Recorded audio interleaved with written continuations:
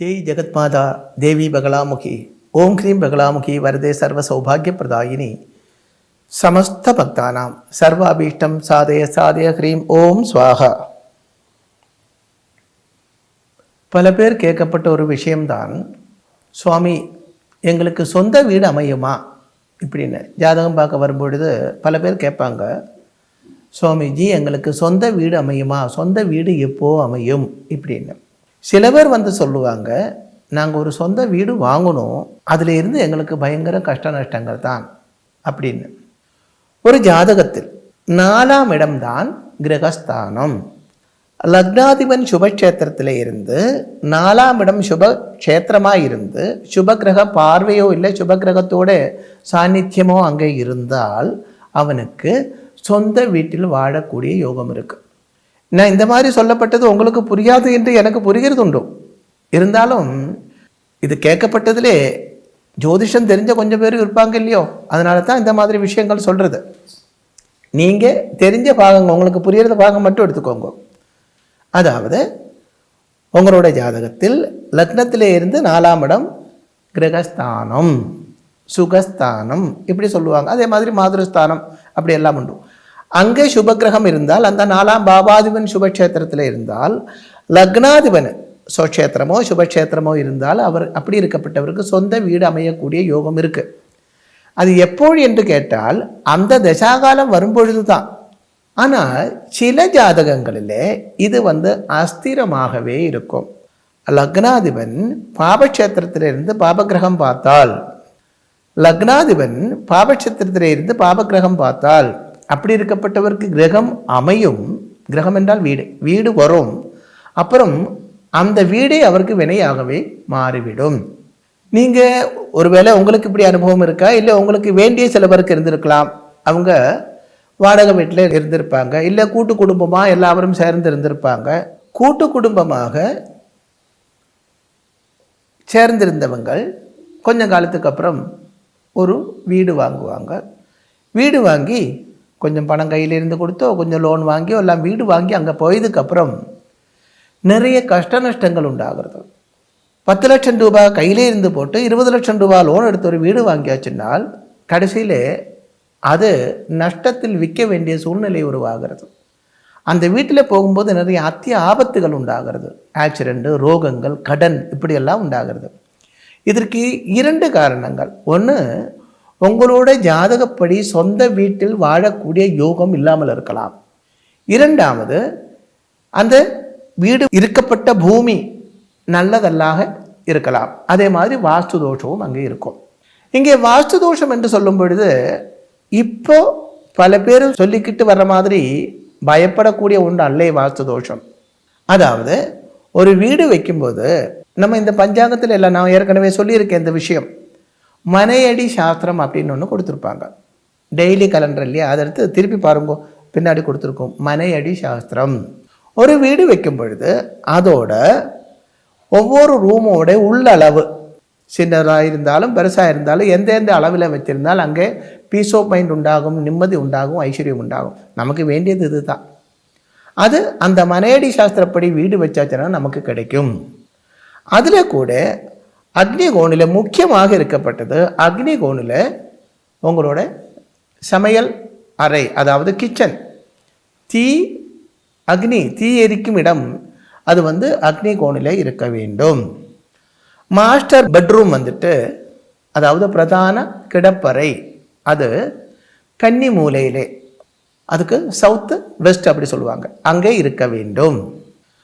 வாயு cone என்று வரும்போது north west வருது, அங்கே அதாவது வடமேற்கு, அங்கே கெஸ்ட் ரூமாக வைக்க வேண்டும். ஈசானத்தில் தேவஸ்தானமாக பூஜா முறியாக இருந்தால் ரொம்ப விசேஷம். வேறு இருக்கப்பட்ட இடங்கள் படின முறி, குழந்தைகள் படிக்கிற இடம், அதே மாதிரி ஹாலு, இதெல்லாம் நம்ம சௌகரியம். இது தான் பிரதானமாக இருக்கப்பட்டது. இல்லாமல் இது அப்படி இருக்க வேண்டும், இப்படி இருக்க வேண்டும், இப்படி, அதெல்லாம் சும்மா, அதில் ஒன்றும் அர்த்தமே இல்லை. அப்படி 1000 பேர் இப்படி எல்லாம் பண்ணியதுக்கு அப்புறம் சொல்கிறாங்க, சுவாமி நாங்கள் 100% வாஸ்துப்படித்தான் வீடு வச்சோம், ஆனால் நாங்கள் பரம கஷ்டத்தில் இருக்குது, இப்போ அந்த வீடு விற்க வேண்டிய சூழ்நிலை இருக்குது, கடன் தொல்லை தாங்க முடியலை, இப்படியெல்லாம் வந்து சொல்லுவாங்க. நான் கேட்குறேன், 1000 தான் உங்களை வீடு வாஸ்துப்படி இருந்திருந்தாலும், நியூமராலஜி படி உங்கள் பேர் மாற்றியிருந்தாலும், ஜெமாலஜி ரத்னசாஸ்திரப்படி நீங்கள் மோதிரங்கள் போட்டிருந்தாலும் உங்கள் ஜாதகம் மாறுமா? ஜாதகத்தில் இருக்கப்பட்ட கட்டங்கள் மாற்ற இந்த சாஸ்திரத்துக்கு ஏதாவது பவர் இருக்கா? அதுவும் இப்போ உங்களுக்கு சனிதசா காலம், சனிதசாகாரம் நிறைய ப்ராப்ளம் இருக்குது அப்படின்னு வச்சுக்கோங்க. அப்படி இருக்கும் பொழுது இந்த மாதிரி பேர் மாற்றி இருந்தாலோ இல்லை 100% மற்றவங்க சொல்கிற மாதிரி உள்ள வாஸ்து சாஸ்திரம் பார்த்துருந்தாலோ ரத்னங்கள் போட்டிருந்தாலோ உங்களுடைய அந்த டெஸ்டினி மாற போகிறதில்லை. அதனால முக்கியமாக ஒரு வீடு வைக்கிறதா இருந்தால், ஒரு வீடு வாங்கிறதா இருந்தால், வாஸ்து சாஸ்திரம் என்று ஒன்று இருக்கத்தான் செய்கிறது, அது பார்க்க வேண்டும். ஆனால் ஏற்கனவே சொன்னபடி அவசியமில்லாத விஷயங்கள், அதே மாதிரி ஒரு வீடு வாங்கியாச்சு, இது இடிச்சு அங்கே கட்டுங்க, இது இடிச்சு இங்கே கட்டுங்க, அதை முதல்ல அங்கே வையுங்க, இங்கே வையுங்க, வாசல் இங்கே வைங்க, அதெல்லாம் ஒன்றும் தேவையே இல்லை, அதில் ஒன்றும் அர்த்தமே இல்லை.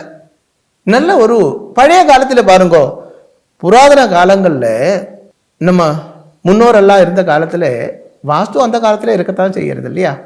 இந்த அளவுக்கு இப்போ சொல்ல மாதிரி இப்படி பெரிய சாஸ்திரங்கள் ஒன்றுமே கிடையாது. ஆனால் அன்னைக்கு வச்ச எத்தனையோ வீடுகள் இன்னைக்கும் ராஜ பிரௌடியோடு கூட இருக்காங்க பாருங்கோ. அதே மாதிரி மகா கஷேத்திரங்கள் கம்பீரமாக இருக்காங்க பாருங்கோ. அப்போ வாஸ்து என்று ஒன்று இல்லைன்னு சொல்லலை, இருக்கு. ஆனால் மற்றவங்க சொல்லி உங்களை பயப்படுத்துகிற மாதிரி ஒன்றும் கிடையாது. முக்கியமாகவே நீங்கள் வீடு வாங்கும் பொழுது, உங்கள் வீடு வாங்க போகிறது என்றால், இல்லை வீடு கெட்ட போகிறது என்றால், அதுக்கு முன்னாடி நீங்கள் நல்ல ஒரு ஜோதி சாஸ்திரம் தெரிஞ்ச ஒரு ஆள்கிட்ட உங்களோட ஜாதகத்தை எடுத்து கொண்டு போய் கன்சல்டேஷன் பண்ணணும். அப்படி கன்சல்ட் பண்ணியதுக்கு அப்புறம் தான் நீங்கள் அதுக்கு இறங்க வேண்டும். அப்போ வீடு வைக்கும் பொழுதும், இல்லை வீடு வாங்கும் பொழுதும், வாகனம் வாங்கும் பொழுதும் எல்லாம் முக்கியமாகவே நீங்கள் அப்படி ஒரு எண்ணம் மனசில் வரும் பொழுதே உங்களோட ஜாதகத்தை எடுத்துட்டு நல்ல சாஸ்திரம் தெரிஞ்ச ஒரு ஆச்சாரியன்கிட்ட போயிட்டு உங்கள் ஜாதகத்தை கொடுத்துட்டு, இப்போ வீடு வாங்கலாமா, அந்த யோகம் எனக்கு இருக்கா? இது சாஸ்திரம் தெரிஞ்சவன் அல்லே என்றால் என்ன சொல்லுவாங்கன்னா, வீடு வாங்கலாமா என்று கேட்கறது. அப்போ அவங்ககிட்ட பணம் இருக்குன்னு தானே அர்த்தம், நீ வாங்கிக்கோ அப்படி சொல்லுவாங்க. அப்படி அல்லே, சாஸ்திரம் தெரிஞ்சவன் ஆயிருந்தால் வாங்கக்கூடாது, வாங்கினால் உனக்கு இன்ன மாதிரி உள்ள ஆபத்து உண்டாகும், அப்படி ஆணித்தரமாக அடித்து சொல்லுவாங்க. அப்படி அடித்து சொல்லக்கூடிய அறிவு உள்ள ஒரு ஆளைத்தான் நீங்கள் போய் பார்க்க வேண்டும். அதுக்கப்புறம் வீடு வையுங்க, வீடு வாங்குங்கோ, அதே மாதிரி வாகனம் வாங்குங்கோ. இல்லை என்றால் அது உங்களுக்கு கஷ்ட நஷ்டங்கள் தரும்.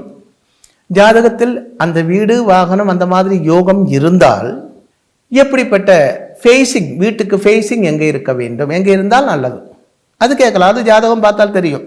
எந்த ஃபேஸிங்கில் வீடு இருந்தால், அதாவது நம்மளோட வீடோட ஃபேஸ் முன்மசம் எந்த இடத்துல இருந்திருந்தால், எந்த திக்கில் இருந்திருந்தால் நமக்கு அதிகமாகவே ஐஸ்வர்யம் உண்டாகும். வாகனம் வாங்குறதா இருந்தால் எந்த கலரில் வாங்கினால் நல்லா இருக்கும், இப்படியெல்லாம் ஜோதிஷம் பார்த்தா உங்களுக்கு தெரியும். ஆனால் அதை விட எல்லாம் ரொம்ப முக்கியமானது இது வாங்கலாமா வேண்டாமா என்கிறது தான். நமது பணத்தை கொடுத்துட்டு நம்ம வினையே விலக்கி வாங்கக்கூடாது. நீங்கள் ஒரு வாடகை வீட்டில் வருஷ காலங்களாக இருக்குது என்றால் அதில் உங்களுக்கு மானக்கேடு ஒன்றும் இல்லை. இதுவே சொந்தமாக ஒரு வீடு வாங்கி 2-3 வருஷத்துக்கு அப்புறம் அதை விற்கக்கூடிய சூழ்நிலை வந்தாச்சுனால் மானக்கேடு தானே இல்லையா? ஆமாம், பெருசாக வீடெல்லாம் வாங்கிட்டாங்க பாருங்கோ, பெருசாக காரெல்லாம் வாங்கிட்டாங்க பாருங்கோ, இப்போ ஒன்றுமே இல்லை அப்படி சொல்லுவாங்க. அந்த மாதிரி ஒரு மற்றவங்க நம்மளை பார்த்து கேலி பண்ணுற மாதிரி, நம்மளை பார்த்து சிரிக்கிற மாதிரி ஒரு சூழ்நிலை நமக்கு உண்டாகக்கூடாது.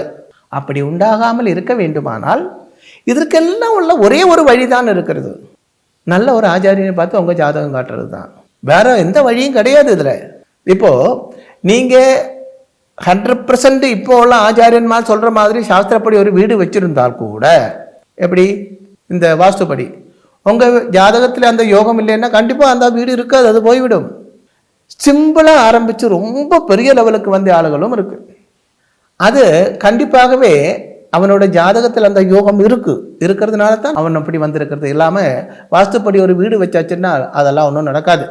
ஒரு பெரிய வாஸ்து சாஸ்திரஜனை கூப்பிட்டு அவர் சொன்னபடி வாஸ்துப்படி எல்லாம் ஒரு வீடு வச்சுட்டு நீங்கள் வீட்டில் உட்காந்து பாருங்க, ஏதாவது நடக்குமா? ஒன்றும் நடக்காது. ஜாதகத்தில் என்ன இருக்கிறது? ஜாதகம் என்றது நமது டெஸ்டினி, தலையில் எழுத்து, அது ஈஸ்வரன் எழுதப்பட்டது தான். ஆனால் அதில் சில தோஷங்களுக்கு பரிகாரம் இருக்கு. எல்லா தோஷங்களுக்கும் பரிகாரம் கிடையாது. அதே நல்லா புரிஞ்சுக்கோங்க. இப்போ ஒரு ஹாஸ்பிட்டல், அந்த ஹாஸ்பிட்டலில் வியாதிக்கு எல்லா வியாதிக்கும் அங்கே மருந்து உண்டு இல்லையா? ஆனால் அங்கே அட்மிட் பண்ணி ட்ரீட்மெண்ட் பண்ணப்பட்டதில் எல்லாரும் பிழைக்கிறது இல்லை இல்லையோ? 100 பேர் பிழைக்கும் போது, உயிரோடு வரும்போது 10 பேர் இறந்து போகிறாங்க இல்லையோ? அது ஏனென்றால் அவனோட வாழ்க்கை அங்கே முடியுது. அதுலேருந்து தப்பிச்சு வரக்கூடிய யோகம் அவனுக்கு இல்லை ஜாதகப்படி. அதுபோல் ஜாதகம் பார்க்கும் பொழுது எந்த தோஷமாயிருந்தாலும் அந்த தோஷத்துக்கு குரு பார்வை இருந்தால் அதுக்கு பரிகாரம் இருக்கு என்றுதான் அர்த்தம். ரோகங்களுக்கு மருந்து சாப்பிடும்போது ரோகங்கள் மாறுற மாதிரி இந்த தோஷத்திலிருந்து நமக்கு வெளியில் வந்துடலாம். சிலதுக்கு குரு பார்வை இல்லை என்றால் அதுக்கு எந்த பரிகாரம் பண்ணி எந்த பிரயோஜனமும் கிடையாது. அப்படி இருக்கப்பட்டதுக்கு பரிகாரமே தேவையில்லை, பண்ண வேண்டிய அவசியம் இல்லை. அதாவது ஆப்ரேஷன் பண்ணியும் பேஷண்ட் இறந்து போகிறதா இருந்தால் ஆப்ரேஷன் பண்ணாமலே இருக்கலாம் இல்லையோ? அதே மாதிரி தான். அதனால் வீடு வாகனம் இது ரெண்டும் நமக்கு உயிருக்கு ஆபத்துண்டாக்கப்பட்டதும் சகல அபிவிருத்தியும் தரப்பட்டதும் எல்லாம் தான் இல்லையா? ஒரு வாகனம் இருந்தால் அவங்களுக்கு எவ்வளவோ யூஸ்ஃபுல்லு. அதே நமக்கு நம்மளை அழிக்கக்கூடிய பவரும் அதுக்கு இருக்கிறது. அதே மாதிரி ஒரு வீடு நமக்கு சொசைட்டியில் நல்ல பேரு பெருமை எல்லாம் தரப்பட்டது தான். நமக்கு நிம்மதி சந்தோஷம் 1000 தான் வாடகை வீட்டில் இருந்திருந்தாலும் சொந்த வீட்டில் இருக்கப்பட்ட நிம்மதி சந்தோஷம் நமக்கு கிடைக்காது. அப்போ அந்த சொந்த வீடு வருமா, வந்தால் அது பர்மனண்டாக நமக்கு இருக்கணும். அது மட்டுமல்ல, அங்கே நமக்கு நிம்மதி இருக்கணும், சந்தோஷம் இருக்கணும், தனபாகிய சித்தியும் சமர்த்தியும் இருக்கணும்.